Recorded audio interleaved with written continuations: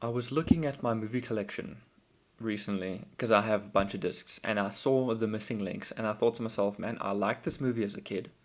It was pretty fun. So let's watch it now. I highly regretted it. The child version of you doesn't know what movies are. They just see moving pictures and they're like, "Ee, it's so nice." No, it's not. It's not nice at all. So, Missing Links was so much worse than I remember, but we'll get into it. So, The Missing Links was created in 2008 by a Spanish company, which I had no idea. Directed by Manuel Sicilia? It's probably Sicilia. This director did Justin and the Knights of Valor, and I did see that a little bit of Justin and the Knights of Valor, and it is not very good. So you can see that they do respectable movies. Most animations, they do respectable stuff, but nothing Disney-wise. And the cover included Antonio Banderas, like Antonio Banderas Presents or something like that. Don't know where it is, but he was the producer, which is interesting, but didn't save the movie at all. So let's go through the plot, and I'm not gonna do a good or bad because everything is bad. So the story is about a lynx called Felix and his friends, a goat, a bird, and a chameleon. And Felix gets injured all the time. He says he's a very unlucky lynx. So after one of his injuries, he goes to a sort of rehab for injured animals that has been turned into a sort of a prison because everyone's commenting, yeah, this place looks different. I didn't remember. It looks like a prison or something. They then explain it is a prison because they're being protected, but that they explain that a little bit later. We meet the main villain, Newman, and he's a poacher slash hunter who is hired by who I'm going to call Grandpa to capture a bunch of animals, like pairs of animals, like let's say two lynxes, two goats, two chameleons, two moles. We get to the moles. And then Felix meets a female lynx. No surprise, her name is Lynxette. I know. Isn't that the most original name you could have thought of? I thought so. We also get a classic fat guy and skinny guy duo, who is part of Newman's posse of like hired goons. It's like a fat goon and a skinny goon. He's the only fat guy in the entire movie, and then all of the goons are already skinny. He's just a little bit skinnier, so it's kind of like slightly skinnier and obese goon. It's a fat skinny guy combo. Anyway, there's also Nimrod, who is a hawk. I think is like a hawk with like a scar on. He's obviously the villain bird because he looks super evil. You can tell, and then he ends up being the bluebird's rival. I'm just gonna call her Bluebird. I don't know what her name is. Yeah. So the animals get captured because Newman needs most of the animals in that prison. I think Grandpa wanted to target that prison in particular because they had those specific animals he needs. Anyway, he captures everybody. Of course, Felix, with his bad luck, he escapes, so he plans a rescue, all that stuff, and only the gang gets out. So, yeah, that's great.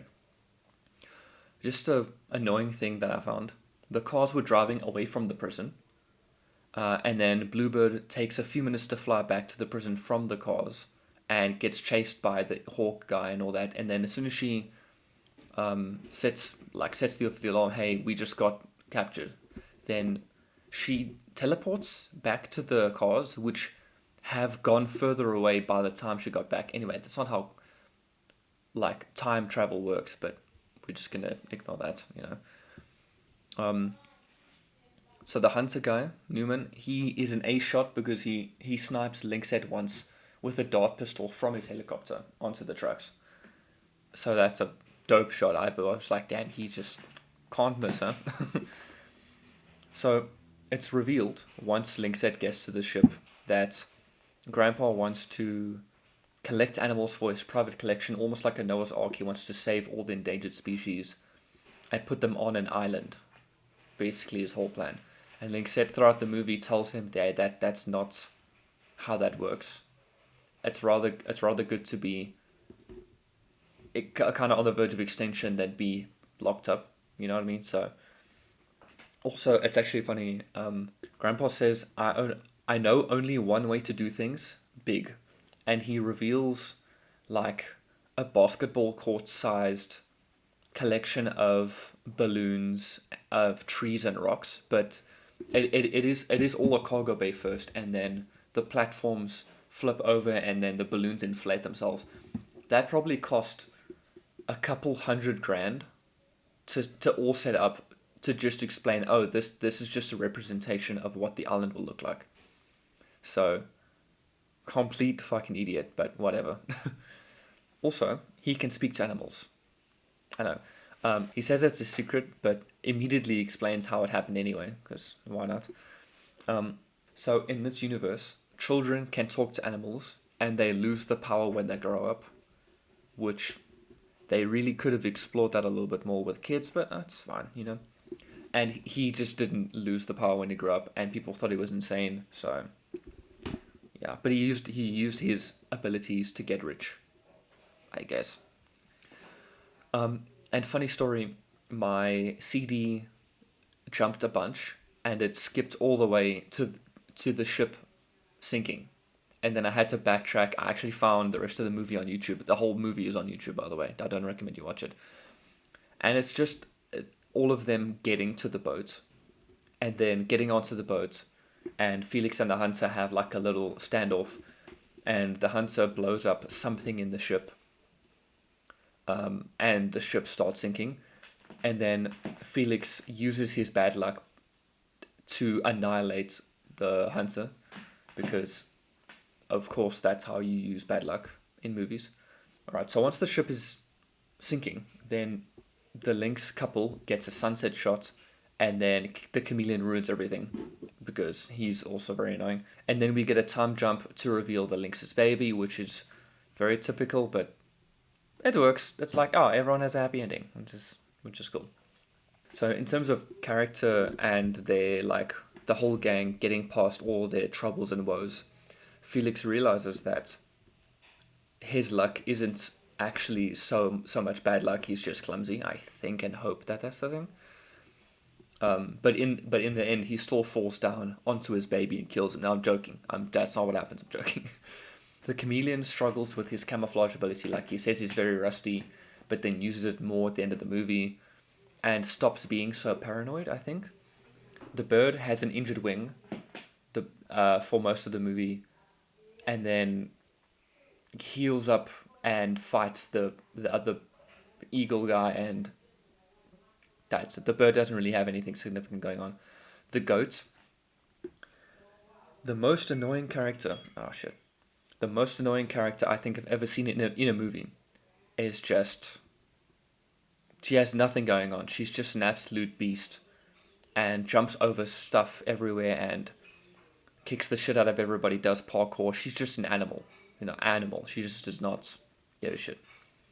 So what bugged me is that Lynxhead immediately starts flirting with Felix, when Felix doesn't have any desirable traits, if I could say it like that.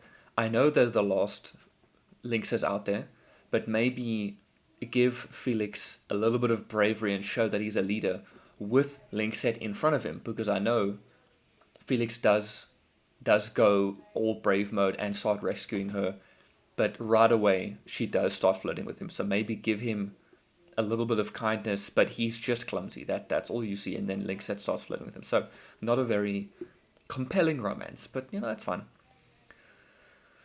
Also, I was surprised when I saw the graphics because it's very bad.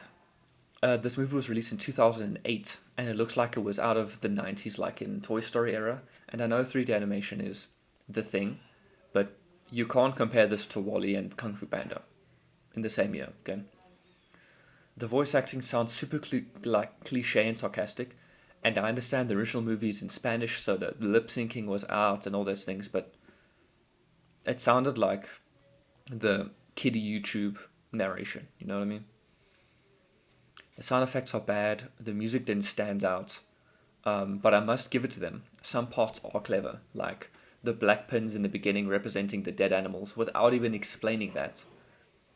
Like, just hinting at it, and then it shows all the black pins. It's a really cool shot. And the rope breaking towards the end fight, in the boss fight, I guess, So these things show that some effort went into this movie, but it just flopped. So there was love put in, and it just didn't hit. Maybe the English version is worse than the Spanish, but I don't know.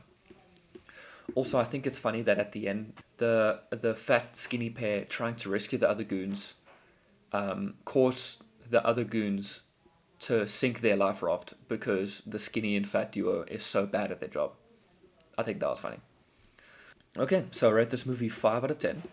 I know it's low, but it's because this movie has a lot of problems. It's hard to watch because it's mostly for kids. The voice acting is pretty shit. The story's boring, but it had potential. It's at least bearable to watch, and if you put it on for your kid, they're gonna like it. So, yeah.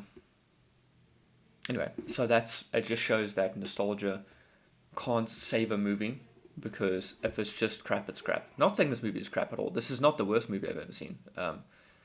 My kid brain just thought it was much better than I did. So yeah. Thanks for watching. I hope you enjoyed, and I'll see you next time. Bye bye.